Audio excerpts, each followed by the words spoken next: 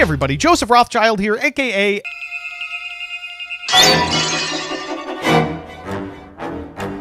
And we are back with another Twitter thread. Today they just rolled out the feature where only verified users can reply, so we got like 3 of these left total, I guarantee it. Anyway, today we're talking about normal monsters. So if you're unfamiliar, monsters that don't have an effect have flavor text instead, which is meant to like...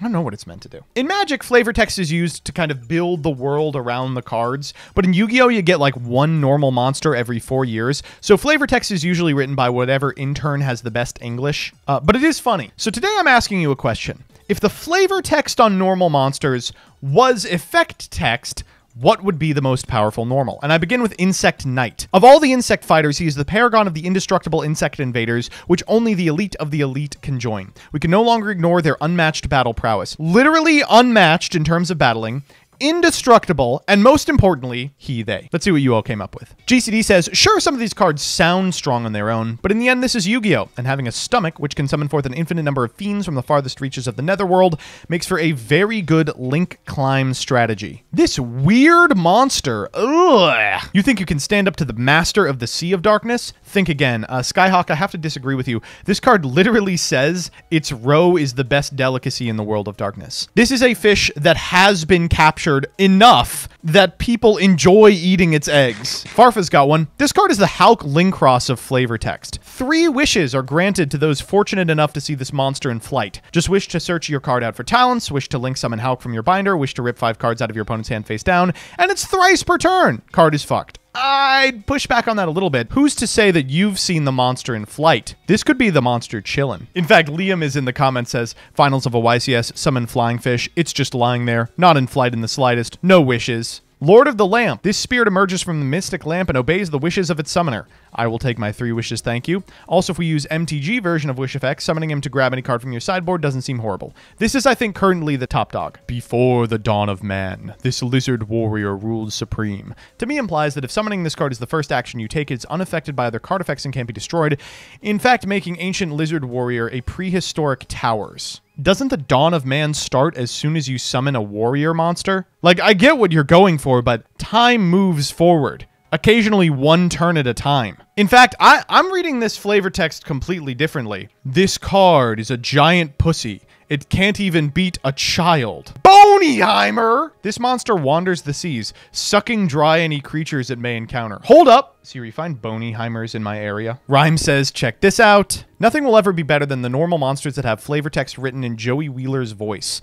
This man, like dinosaurs, got high IQ, even though he's lacking in the strength department. Kinda like yous, if you had a high IQ. Yeah. What's unfortunate is there's exactly 9 cards with Joey Wheeler flavor text, which means we'll never get a Duologue's top 10 about them. I initially was going to say Galaxy Serpent. Your hopes and dreams will be refreshed if you catch a glimpse of this rare creature. But apparently your wishes aren't granted, they are only refreshed. Combos with flying fish! Gonna have to go with the Playground Master himself. Here's what we got. A Wizard of the Waters that conjures a liquid wall to crush any enemies that oppose him. Okay, the liquid wall is conjured in order to crush any enemies, does not say it's successful. He starts out with a negative effect. This young evildoer used to have an evil heart, but by meeting a special person, he discovered justice. But when you have a specific monster on field, he goes stronger and levels up. Frostosaurus is unaffected by other creatures. Nothing else can withstand such temperatures. Oh, Jesus Christ. Especially victims of its glacial rampage. That's a good one. A monstrous creature whose body is lined with cannons that never miss. I mean, this one is all right, but we don't know if the cannons are good. Oh my fucking god. What the hell is this? Crash into opponent's monster, instantly win. Candle of Fate decides the fate of an opponent when the candle on his fingertip burns out.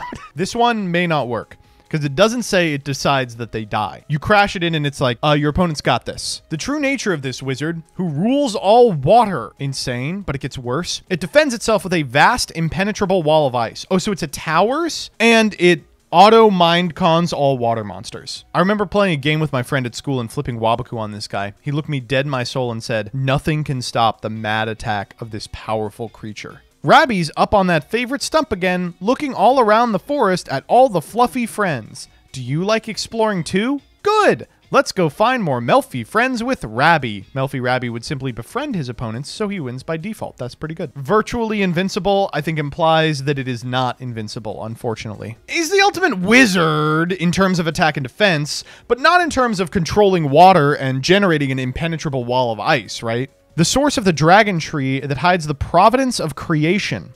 As it approaches the infinitesimal maximum extreme, it will lead the world to a new unseen realm. Resetting the universe has got to be up there for sure. Wait, this card is called Femtron? This one's great. It has nothing to do with his strength. A peculiar magician with considerable abilities. It's like, he's all right.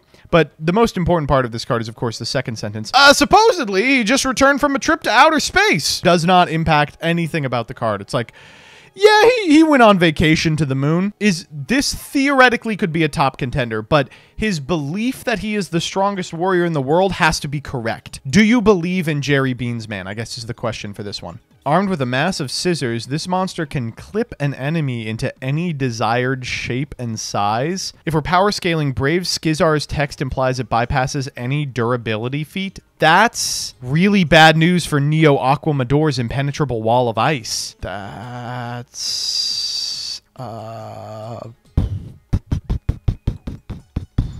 Doma, the Angel of Silence. This fairy rules over the end of existence. I mean, I guess we got to get there first, but, you know, at that point, she's unbeatable, right? Oh, yeah, Eat Your Heart Out, virtually indestructible engine of destruction. There's no way anybody can escape. That's impressive. A massive malevolent monstrosity, devourer of diverse dimensions, who molds multiple domains where only the mightiest dare dwell. It makes sense why they've locked this behind YCS prize cards. A legendary dragon sent by the gods as their instrument. Legends say if provoked, the whole world will sink beneath the sea. Great news for Neo Aquamador. An unstoppable savage that carries Millennium items. An invasion weapon controlled by 5 rings. When it arrives, it crushes entire civilizations underfoot. Look at the feet on that boy. Whoa, look at those tooters. Lightbringer Lucifer. I am the ruler of all creation, sitting atop the supreme throne. Let there be light. Oh, I mean, that's got to be it, right? That's insane. Queen of the galaxies and mistress of the stars. That's got to be up there, too. A fiend with dark powers for confusing the enemy. Among the fiend-type monsters, this monster boasts considerable force. This one's dog shit.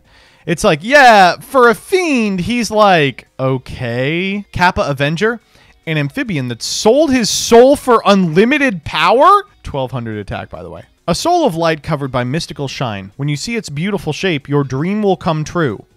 Is the shape prevented from sight by the ball? Or is the shape a ball? That's important to evaluating this card's. Shouldering a pair of machine guns, this monster is unstoppable. What the fuck? Man, old Yu-Gi-Oh! Is so cool. You could print a card called Barrel Rock, and it would be a golem with 2 machine guns on its back, and died a Celtic Guardian. Okay, this one is not very powerful, but let me just read this flavor text to you on this 5-star 1350 spellcaster. A wizard with a black mantle who is actually a talking lion in disguise. Oh, I gotta say, after checking them all, Kappa Avenger has got to be the #1 pick. I Wish I Was Dead was in here earlier saying that actually there is a alt format made by the geniuses in the Junior Journey Discord where they play Yu-Gi-Oh! As if the flavor texts are effects. So I'll link that in the comments, but I imagine that normal summoning Kappa Avenger is going to be pretty game winning.